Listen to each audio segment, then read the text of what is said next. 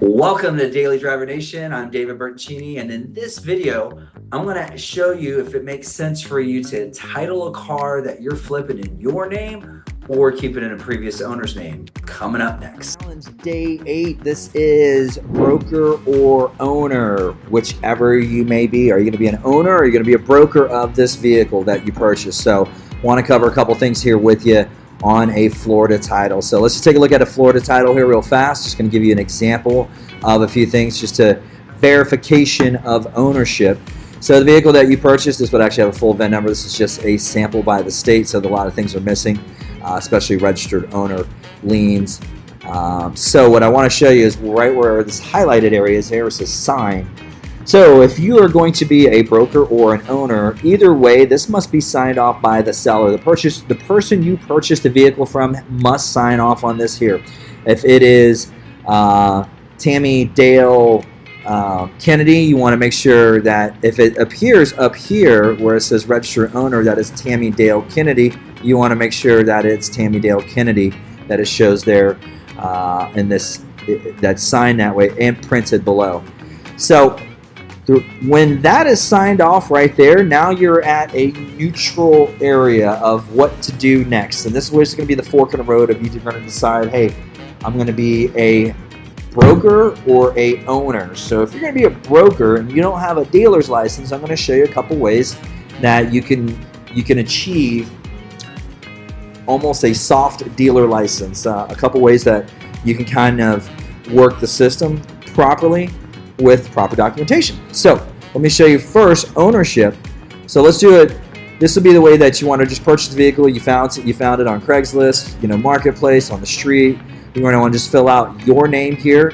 Purchaser is going to put your name. So obviously your name goes there, your address, the selling price you purchased the vehicle for, the exact mileage, the dates, reflects actual mileage. Now that's filled out. Guess what? You're going to need to go down here where it says purchaser must sign here. So you're going to actually sign this area here. Sign just the way it appears on your driver's license, print just the way it appears on your driver's license. You will now need to take this title to the DMV. So that is being an owner. Being an owner, you can actually select a couple different levels of insurance. And I'm going to tell you a couple different levels of insurance. So you may want to just put maybe storage insurance on there. And what storage insurance is really not called, like it says here, there's no dedicated thing called storage insurance. The closest thing is just comprehensive coverage. It's the least amount of coverage you can put on a vehicle and drop in collision. So if the vehicle is just going to be sitting in your garage, you're going to have people come by and take a look at it. You can have it minimally insured. This is all up to you how much exposure you want to be at. Myself, I fully insure every vehicle that I purchase, even if it's going to be a flip and I know the car's going out within a week. I'll add it to my policy. I'll then, as soon as it's sold, I'll drop it from my policy. I just want to be covered because I'm in Florida.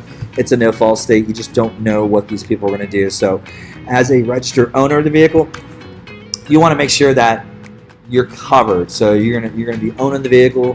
When you go to the DMV, you want to show proof of insurance that you have comprehensive coverage, the basic coverage for your state. So depending on what state you're in, do look up and find out what your requirements are. So now let's go back to the title. Let's say they signed off on this and this is your friend, it's your neighbor, it's your somebody you're related to, a relative, and they said, hey, help me sell my car, get me XYZ, you can keep the rest above it. So very simple. So if they signed off here, you have kind of what's called an open title, and you want to help your family member sell this vehicle. They basically just given you acting in their, in their capacity. So how do you protect yourself to make sure that you're doing this right and acting within their capacity? Well, let's go over here to the state of Florida. So I'm going to show you a Florida bill of sale. So this is actually from the Department of Motor Vehicle. It's live right here online, so I can just grab this. I can fill this out. It's an actual PDF, so I can put 2007. I can Chevy. I can fill this out.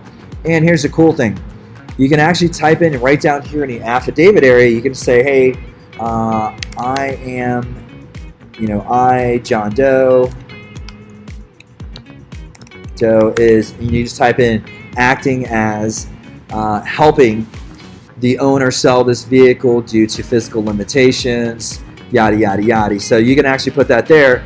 The seller, which is the owner, they're going to sign off on the title like it shows here. They'll sign off on the title. Then they'll also sign right here and print and have their name and address. Now you can put your name in here. So you basically have kept yourself kind of as a co-seller. You're doing this just basically to cover yourself, cover your ass, CYA. I like to call this a little CYA move. So if you're acting as a broker. Now, if you're acting as a broker, I'm going to actually recommend getting a couple things here. So first I'm going to show you, I want to show you this here. So as a broker, since you're not a car dealer, you can actually become a mobile mechanic.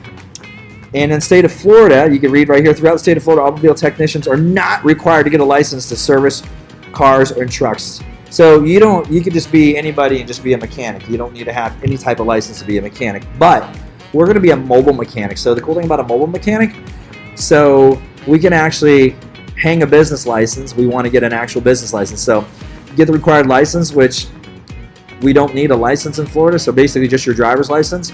Go to your local county clerk and ask for a business license. You're just going to apply for a business license either with your social security number, or if you have a business right now, you can use your EIN number, which is issued by the IRS.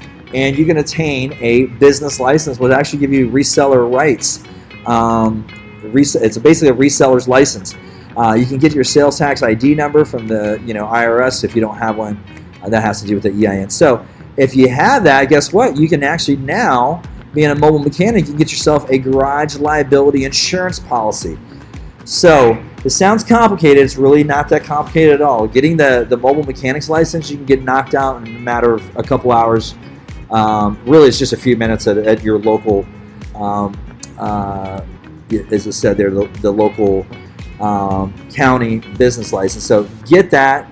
You can grab yourself a garage liability insurance policy. So basically, this is, as you can see here, it's for mechanics and repair shops to cover them. So, it's just like an additional liability and bodily injury policy that you can actually have here. So it's a great thing to have. It's just giving yourself like a little umbrella on top of your regular insurance. So if you're driving this car that you're acting as a broker for, think about this. You got your personal insurance, you got the other person's insurance. Make sure they keep the vehicle insured the whole time that you're trying to resell the vehicle. Then you have your own little garage liability policy, which act as an umbrella. So you just want to make sure that, hey, you've got thousands of dollars wrapped up in this vehicle. You just want to be protected. So the best way to be protected is have a little bit of insurance out there. For today, so show me the money. So show me your vehicle that you had purchased with the title, and either, you're going to post this to the group. You can cover up your owner's name. We don't need to see the owner's name. You can just kind of flip that over and use some, fold it over so we don't see that. We don't want to share all that information. But hey, if it's your information that you plugged in there, then great. Just, maybe cover up your address, whatever. I mean, we're in our own community here. So, just post that either, hey, you're going to be the seller or you're going to be the broker on the vehicle. You're going to be the owner or the broker. So if you're going to be the broker, hey, show us how you're going to protect yourself as being the broker in the transaction. You can just tell us, hey, we kept the insurance from the previous owner, and that's just, the current owner. Until the vehicle is gone to the DMV, technically that person still owns the vehicle. Of course, you want to make sure you have the proper documentation to show that you did sell the car. So anyhow, so your challenge today is post the title. Are you owner or broker of the car? If you're the owner, guess what? This part's going to be filled out. If you're just a broker, guess what? Just this part's going to be filled out. So post that, post your badge, and I will see you in tomorrow's challenge. Take care. If you're serious about flipping cars and want to learn more, check out this next video on the next step in the sales process of flipping a car. Be sure to like and subscribe and share this video with a friend that is into car flipping. Thanks for watching.